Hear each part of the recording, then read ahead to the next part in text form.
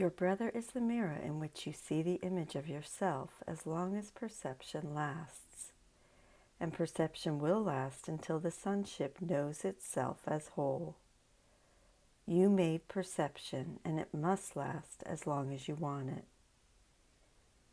This is the first clear statement of the important sub-theme of forgiveness.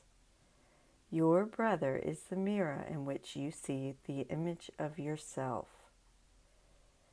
We were not aware we had such a wretched self-image, but understanding that everything we see in others is a projection or mirror of ourselves, we see the connection between the mind's attack thoughts and our feelings of misery. We also see how wonderful it feels to release our projections, the happy harbinger to releasing all perception and returning to the wholeness of knowledge. What other motivation do we need to change our minds about what we want? Do not withhold your gifts to the sonship, or you withhold yourself from God. We cannot reach God by excluding anyone, since His perfect oneness is the only reality. Students need to be wary of the temptation to protect their guilt by misapplying the course's metaphysics, saying, for example, that people are irrelevant or that no one is here to forgive anyway. To be sure, no one is truly here. But we would not have to say that if we truly believed it.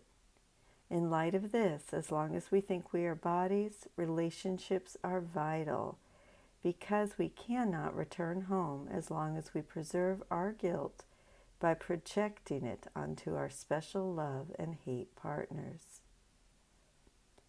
Exclude any part of the kingdom from yourself, and you are not whole. This is the same idea we saw above. Our identity is not the individual special self, but the wholeness of Christ. If we exclude any aspect of the sonship from that wholeness, we exclude ourselves, which of course is the ego's perennial goal. The goal made projection, i.e. anger, as a way of justifying its attacks, the means of declaring our innocence. My anger proves your guilt and my guiltlessness. Once again, the mind cannot change unless this dynamic is exposed, for we need to know what we are choosing against.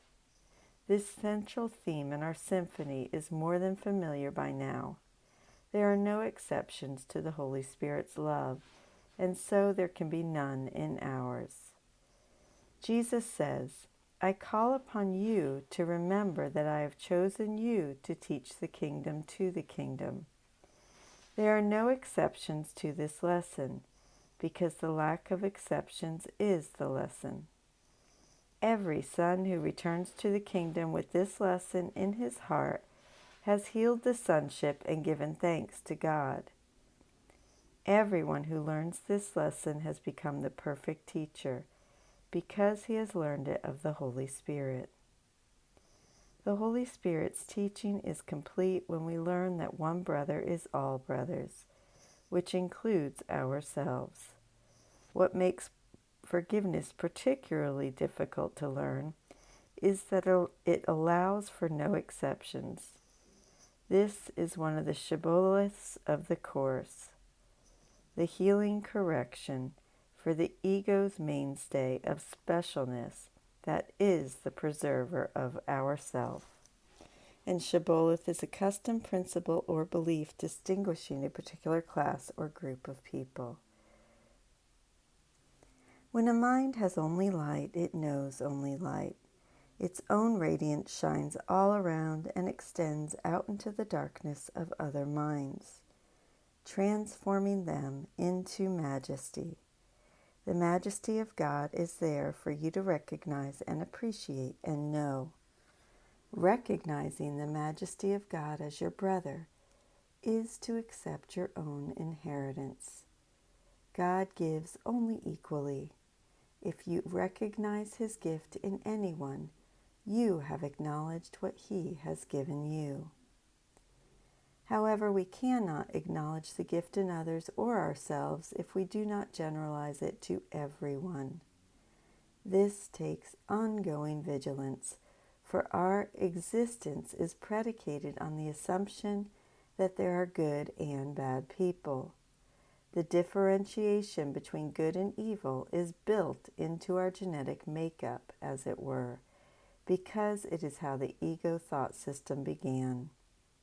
And it will end as we acknowledge the universal presence of light in all God's sons, knowing that His majesty is our own.